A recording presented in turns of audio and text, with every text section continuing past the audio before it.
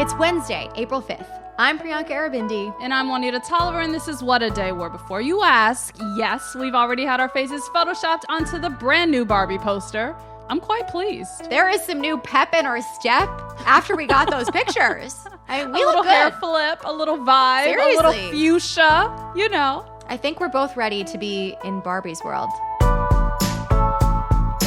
On today's show, 3 Democrats could get expelled from Tennessee's House of Representatives for leading a protest on gun reform. Plus, media mogul Rupert Murdoch has called off his engagement to his 5th fiancee. Yikes. Yeah. Feels like it probably was the right call. Might have been Number 5. Any of the past 4 too, but it's fine. But first, in a Manhattan criminal court yesterday afternoon, former President Donald Trump pleaded not guilty to 34 felony counts of falsifying business records related to hush money payments made to adult film actress Stormy Daniels. I mean, Priyanka, it was a long day of footage of motorcades and planes. Set the scene for us. Yeah, so on Tuesday afternoon, Trump turned himself in to Manhattan District Attorney Alvin Bragg's office and was placed under arrest. While in custody, he was fingerprinted and processed. Those special accommodations were made for the former president. He only spent a short time in custody ahead of his 2/15 arraignment, and he was not handcuffed and did not have his mugshot taken at the time, much to our chagrin. We all were looking forward to the mugshot photo, maybe a picture of him in handcuffs. We did not get it, sadly. Outside the courthouse, hundreds of protesters, both in support of and against the former president, gathered for hours awaiting Trump's arrival. That group included Marjorie Taylor Greene, who compared Trump's arrest to that of Nelson Mandela and Jesus Christ himself. And even embattled Representative George Santos showed up, though they both did not end up sticking around for too long. 2 things here. I'm so grateful that Representative Jamal Bowman was there to tell Marjorie Taylor Greene to get the fuck out. And 2, I just want to point out that there were more cameras than protesters because this was not only domestic news, y'all, this was international news because it's the first time in our country's history that a president has been charged with a crime. So this is a huge deal with mostly cameras. Yeah, as there should be. There's a former president rolling up to the court to get arrested. It's crazy. Casual. It is crazy. Under the circumstances, there were some additional security arrangements made by the court. Access to the 15th floor of the courthouse where Trump was arraigned was restricted, in addition to the entrance of the DA's office for some time. The Wi-Fi was even disabled for most of the afternoon at the request of the Secret Service. I don't really get that one, but it seems like they were really trying their best here to keep it. Very thorough. Yeah, keep things secure. But all of those things did not stand in the way from us getting the news out of the courtroom. Prosecutors alleged that Trump was trying to undermine the integrity of the 2016 election through a scheme to pay hush money to women who claimed to have extramarital affairs with him, and that he, quote, repeatedly and fraudulently falsified New York business records to conceal criminal conduct that hid damaging information from the voting public. Basically, he illegally paid people to conceal information that we all should have known. As I said earlier, Trump pleaded not guilty to all 34 felony counts against him, and he made no public remarks going into or out of the courtroom. He apparently saved them all for Truth Social. And of course, his televised address from Mar-a-Lago later Tuesday evening, where he returned immediately after the arraignment. I mean, it was basically a word salad of every catchphrase he has ever coined. If you did not tune in, you were not missing out. But he did have this to say once he eventually got around to addressing his arrest. The criminal is the district attorney because he illegally leaked massive amounts of grand jury information for which he should be prosecuted, or at a minimum, he should resign. I mean, okay, then. Way to attempt to deflect, but also, I'm so grateful that almost every news station cut away in 10 minutes or less. Because this was just a campaign rally. This was literally a campaign speech. It was a campaign speech that made very little sense. Minimally coherent. Belligerent. It's giving the meme of okay, grandma, time for bed. Gotta wheel you off the street. Okay, boomer. Yeah. But anyways, to break down this situation, get all the details, we brought in Leah Litman. You know her, you love her. She's the co-host of Crooked's Strict Scrutiny podcast. Leah, welcome back to the show. Thank you for having me on a rainy day, as Alanis Morissette predicted. Right. Rainy day, historic day. And let's talk through these documents. So we've got dates and check numbers listed in the indictment. We've got catch and kill schemes, 2 women paid off, and a doorman spilling the tea about a secret baby in the statement of facts. So break it all down for us, Leah. What are the charges and what makes them felony charges? So the base charge is falsification of business records and violation of New York law. And that's a state crime. That's why it's being prosecuted by the, DA in New York.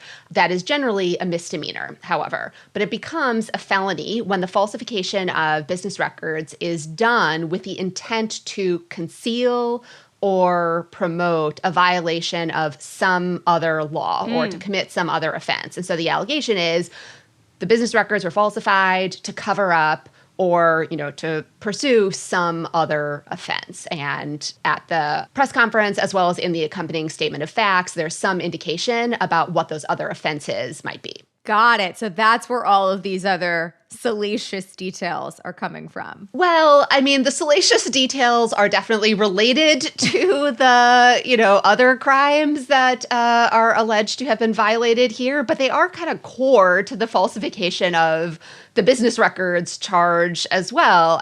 This was money that was being shelled out to cover up a series of affairs, children that he may or may not have had, and that's why these business records were falsified. Right. There were no cuffs, no mugshot, at least not the fake mugshot that Trump has already put on a shirt and is out there selling. If I were to ever commit a crime, could my attorneys get these kind of terms for me? Because this is not my understanding of what people experience. It is definitely not the usual course, and I think that's an important context for people to understand. Even while we are saying no one should be above the law, the reality is there are different criminal legal systems in the United States, and when you're a former president with this kind of legal representation, you can negotiate all kinds of things that, the average person who doesn't have those kind of resources may not be able to. So here, for example, the, prosecutor apparently just gave up the opportunity for a mugshot. And they're just like, we're not going to do that at all. This wasn't the usual course of proceedings, but I'd say this is not kind of the status quo. And I don't know about y'all, but I really wanted a mugshot. Right? Am I alone in that? The cuffs, the mugshot, I don't know. We've been waiting. We've been waiting a long time. I think the reality is, this is going to be a long wait. The next kind of court appearance in this case isn't until the end of the year. So it's going to be long, and it might be messy along the way. We know the judge during the arraignment, or according to reports, expressed that he's very concerned about Trump's online rhetoric, but there wasn't a gag order issued today. And I'm sure Trump and his family are only going to continue to escalate matters. We know that Trump Jr. posted a picture of the judge's daughter during the arraignment. So do you think a gag order will eventually come, or will Trump just keep trumping? I think it is really going to depend on what happens. The prosecution did not ask for a gag order, and the judge also said, I wouldn't have been inclined to grant one. And I think the showing required to obtain a gag order is pretty high, given that you are, restricting someone's ability to speak and limiting, their free speech rights. But if anyone, right, could make a really solid case for why they need to be subject to a gag order, right, it could very well be Donald Trump. If you look at the accompanying statement of facts, there are tweets, that Donald Trump sent out that are now a part of this indictment that are basically, part of an ongoing criminal violation. And so could he eventually do or say or truth enough to justify a gag order? Perhaps, but it's a little bit difficult to know how this might play out. And the other thing that was mentioned in the arraignment was a protective order, which is a little bit different because the DA talked about it in the context of preventing Trump from sharing materials disclosed during discovery. Can you describe a little bit more about what goes into a protective order and if that seems like a realistic expectation? Yeah, so during this kind of stage of the case, there's going to be discovery, which just means sharing of evidence, that the government, the prosecution has with the defendant. And some of the evidence that they have, they might not want publicly disclosed, perhaps because it was, say, testimony before a grand jury, which is supposed to be confidential. That's just one example of where the government might want to ensure that Donald Trump isn't, say, like just tweeting out pictures of pieces of evidence against him in the way that he used to do with like classified material, or like keeping boxes of it and like sharing it with his friends at Mar-a-Lago, another kind of favorite pastime. But, we don't know yet what the evidence is, but just based on kind of general practices, including like confidentiality of grand jury proceedings, there's good reasons why the prosecution might not want all of the evidence just disclosed publicly. We'll see again what is required to ensure that that actually happens. We know this arraignment brought a lot of randos who are not New Yorkers to New York, including one Marjorie Taylor Greene, who was unceremoniously removed from a protest. But she gave an interview today where she compared Trump's arrest to, get this, Nelson Mandela and Jesus himself. And of course, she's 100% delusional, right? It's well known that Jesus was also arrested for making hush payments to women that he was having extramarital affairs with. Admittedly, I am Jewish, so I didn't read the sequel, so like maybe that was covered there, but who knows? But can you also just tell all the people how he is absolutely nothing like Nelson Mandela? Like, there is no comparison here. Yeah. Again, it's a little bit difficult to know like what things these people are like trying to say. I assume it's like some sort of like tortured extended analogy to saying this is like when Nelson Mandela engaged in civil disobedience in order to dismantle apartheid. I don't know exactly like what they are saying is the analogy here. Like, are they conceding he did violate the law because that's what civil disobedience means? Are they saying he was making hush payments to a porn star not to influence the election, but in order to dismantle apartheid? Like, I don't know, right? Like, these people are very imaginative, but yeah, those are some possibilities. Yeah, Leah, we're asking a lot of you to jump in their brains like that. So thank you for indulging us. But anyways, after the arraignment, DA Bragg told reporters, these are felony crimes in New York State. No matter who you are, we cannot and will not normalize serious criminal conduct. What do you make of that? I think this is consistent with the theme that has been coming out of this office, which is no one is above the law. And we can't decline to charge this case just because it involves, someone who was the president, who was ultimately elected, and conduct that they engaged in order to influence the election. There's not kind of like a safe space to commit crimes, in the lead up to an election just because you really want to get elected. And I take that to be kind of reflective of that approach to the case. Definitely. Is there anything else we didn't touch on in our questions that you think is important for people to understand about everything unfolding right now? Maybe just the timing and it's basically going to be like 4 months before any next papers are filed and 4 months after that before the government responds. And it's just this is going to be hanging over for a while. Buckle up, y'all. Years are gonna to the point where it's gonna be a question about, will this be resolved before 2024? It sounds like absolutely not. Yeah, I think it's very unlikely, if you're not even going to have the next hearing, and that's not a hearing at a trial, that is a pre-trial hearing until December 2023. It's a little bit hard to imagine how this all gets wrapped up, before the 2024 election. Leah, thank you so much for breaking this down. I feel a little bit smarter and more prepared to wait the long haul that seems to be ahead of us. Of course, happy to join. That was our conversation with Leah Litman, co-host of Crooked's Strict Scrutiny podcast. And as we just mentioned, this saga is only getting started, so we will keep you updated as it all develops. In the meantime, we're going to take a quick break for some ads.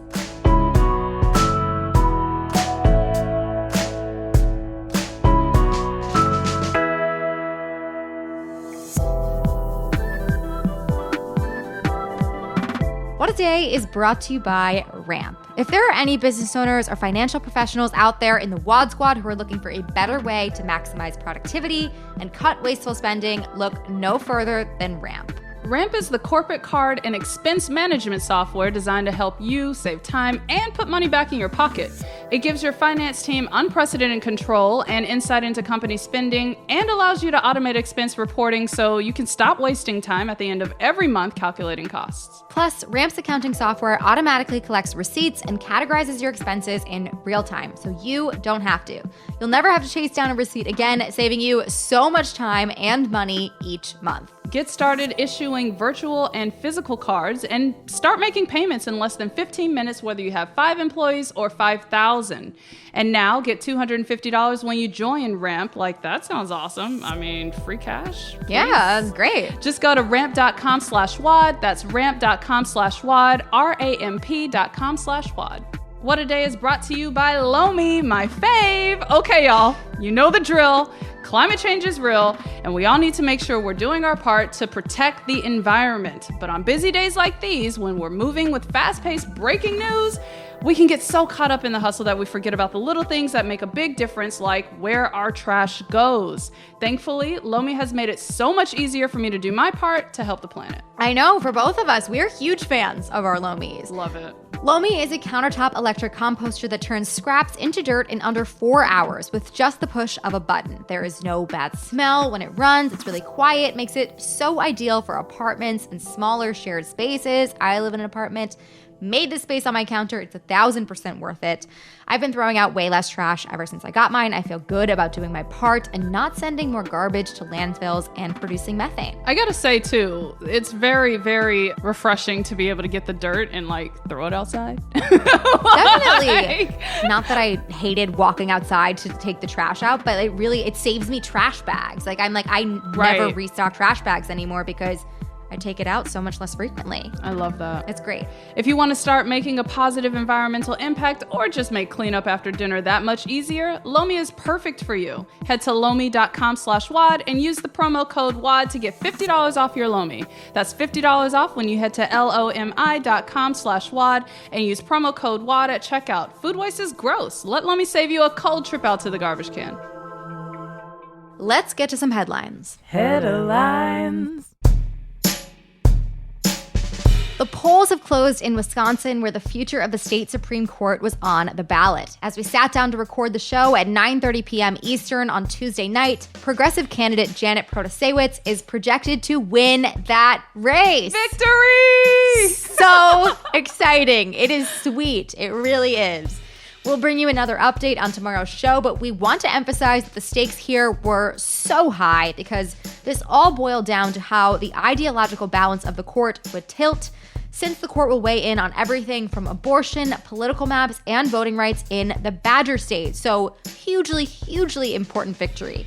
And staying with the Midwest, as of our recording time, Cook County Commissioner Brandon Johnson is also projected to defeat former schools executive Paul Vallis in the Chicago mayoral race. Both Johnson and Vallis are Democrats, though Vallis had called for putting more cops on Chicago's streets. Johnson will take over for outgoing Mayor Lori Lightfoot, who was eliminated from the race during the first round of voting in February. Some exciting news in Chicago and in Wisconsin. I'm a Midwest girl, so I'm happy. I'll just say it's been a hell of a day between the Trump arrest and arraignment, Protasiewicz Seriously. win, Brandon Johnson win. I'm feeling good. I'm feeling real good. All of this and the Barbie trailer. I mean, come on. It's the day. When it rains, it pours. When it rains, it pours, but in a good way. Right. And in Tennessee,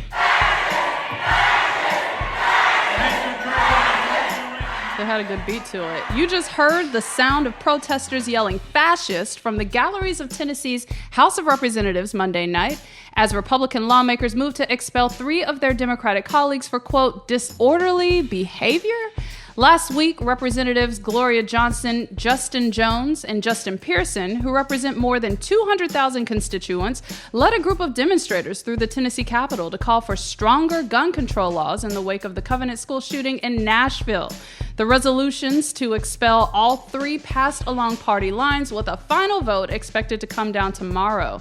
A spokesperson for Tennessee's House Speaker, who called the protest an insurrection, confirmed to a local newspaper that building access has already been restricted for the 3 Democrats. Representative Gloria Johnson, who represents the Knoxville area, said she's considering a lawsuit. Those protesters were not wrong. At all. This should be upsetting. This should be alarming. This is absolutely wild. It's just because these people have a dissenting view from them and let a protest, a peaceful protest. Right. If that's not American, I don't know what is. That's so crazy. A state representative in North Carolina is expected to announce today that she will be switching her party affiliation, giving Republicans a veto-proof supermajority in the democratically governed swing state. Even without the addition of Representative Tricia Cotham, who ran as a Democrat to represent her overwhelmingly blue district in Charlotte, Republicans have held a majority in the state House and Senate for over a decade, but they have been kept in check in recent years by Democratic Governor Roy Cooper. With a supermajority, GOP lawmakers will have enough votes to override any veto from the governor. And Cotham, along with 2 other Democrats, have already handed them a victory on that front. Just last week, they held out on a vote that allowed Republicans to override Cooper's veto on a bill to relax background checks on handgun permits. If that was her soft launch of embracing the Republican Party's backwards-ass platform, which, by the way, includes a near-total abortion ban, consider today's announcement the hard launch. This is wild. Talk about imploding your career in a district that went 23 points for President Biden. Like, right? What is this woman thinking? Like, okay, this might help you in the short term, but no one's going to claim you after this. No one. All the people who voted for you in this district that are going to be like, excuse me, what happened? This is absolutely not what I put you in office to do. I must be feeling so cheated right now. But in a huge loss for the romantics out there, yesterday news broke that 92-year-old news baron Rupert Murdoch had ended his engagement to 66-year-old Anne Leslie Smith after a mere 2 weeks of betrothed bliss. The real-life Logan Roy proposed last month on St. Patrick's Day, giving the details of his proposal to gossip columnist Cindy Adams, a writer at his very own New York Post. As far as why things went south, it's largely unclear, though a source told Vanity Fair the billionaire had become increasingly uncomfortable with Smith's outspoken evangelical views. Tough loss, Rupert, but here's hoping you can take this time now to really focus on you. Specifically, your defense for the $1.6 billion defamation lawsuit trial against Fox, your little cable TV network, which is set to start April 17th. Like, this is bonkers. 1, a whirlwind romance? Like, okay. But 2, I'm also like, did this go up in flames because the judge called him out last week about he's able to travel for his upcoming nuptials? Like, really? Really, sir? If you're 92 years old and you're proposing, you probably want to be 100% sure. Like, why are you going to flip-flop on this? Like, how are you going to make that decision at age 92? You've done this 4 other times. That's all I got to say. I mean, at age 92, he's probably like, I better get this right this time. Time's of the essence. If you've messed it up that many times, like, is it just fine? Just date. Like, it's okay. It's fine. Not everybody has to be married. Just chill out. And those are the headlines. One more thing before we go. Searching for a podcast that caters to both horror buffs and scaredy cats? Look no further than Ruined, the newest addition to the Crooked Media lineup. Horror aficionado and Love It or Leave It head writer Hallie Kiefer unpacks a different horror movie every week alongside her squeamish friend and co-host, Allison Leiby. If you're too scared to sit through bone-chilling slashers or spine-tingling supernatural flicks, don't worry, because Hallie will ruin the movie for you. Tune in to Ruined every Tuesday wherever you get your podcasts. That is all for today. If you like the show, make sure you subscribe, leave a review, shoot your shot with a newly single Rupert Murdoch, and tell all your friends to listen. And if you're into reading and not just ballot drops for incredibly important regional elections like me, What A Day is also a nightly newsletter. Check it out and subscribe at crooked.com/subscribe. I'm Juanita Tolliver. I'm Priyanka Aravindi. And Barbie forever. Oh my God. Honestly, at my big age, I just want the Corvette. Just give me the Corvette. We need the Corvette. Raven on our staff made us great Barbie headshots. Yes! But I need to watch this trailer. I need to sit here. A lot's been going on today. I haven't had the time to dig into it.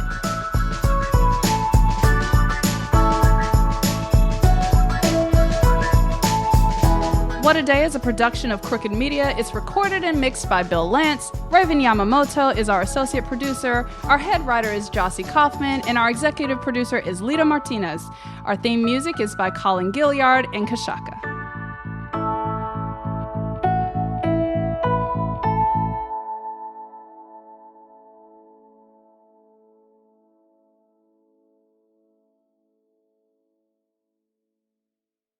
This spring, transform your outdoor space into a regular gathering place for you and your loved ones with help from Ashley. Whether you're into wicker, teak, or driftwood-inspired furniture, we've got the look you're going for.